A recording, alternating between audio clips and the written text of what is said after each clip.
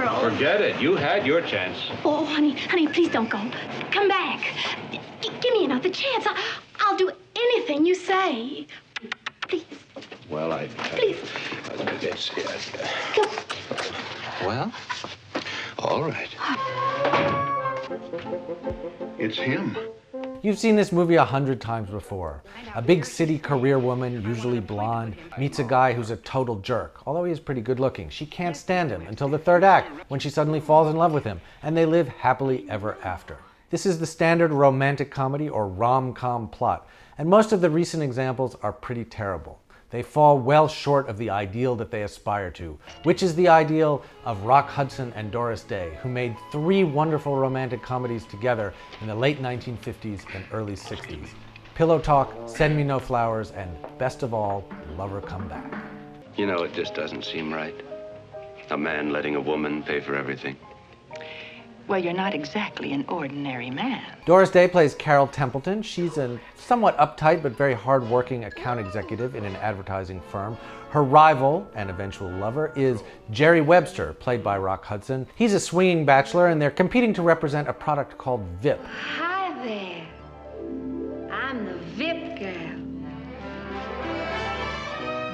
Everything I've got, I owe to VIP. The problem is that Jerry came up with an ad campaign before there was a product, so he hired a crazy scientist to develop one.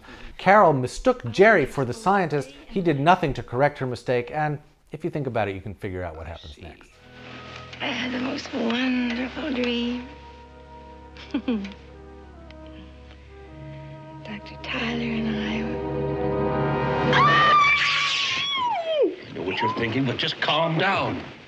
We're in Maryland, we're in a motel, but it's all right. Yes, it is. We're legally married.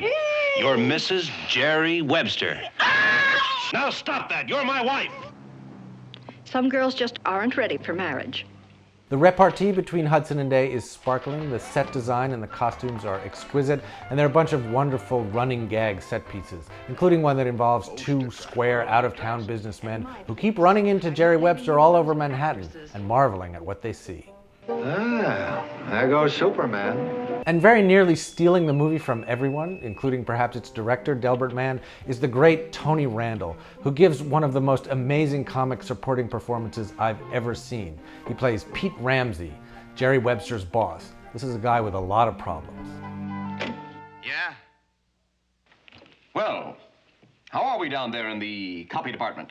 Are we on the ball? Got the big picture in mind? Come on, Nutsy, who is this?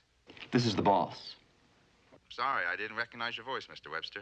This is Peter Ramsey. Who is this? Hello?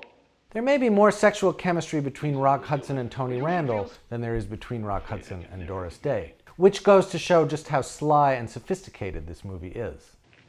Wait. Why can't you get married? It's the sort of thing a man doesn't discuss with a nice woman.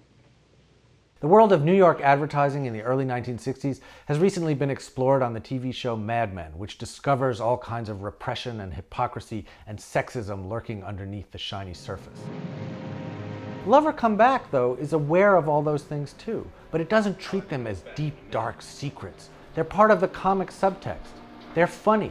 The movie's funny, and it makes you feel very clever, very smart, very knowing, and it lets you decide just how in on the joke you want to be.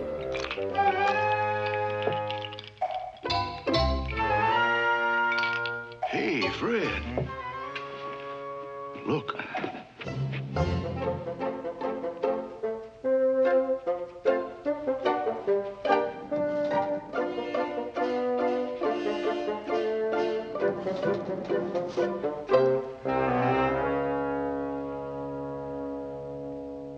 He's the last guy in the world I would have figured.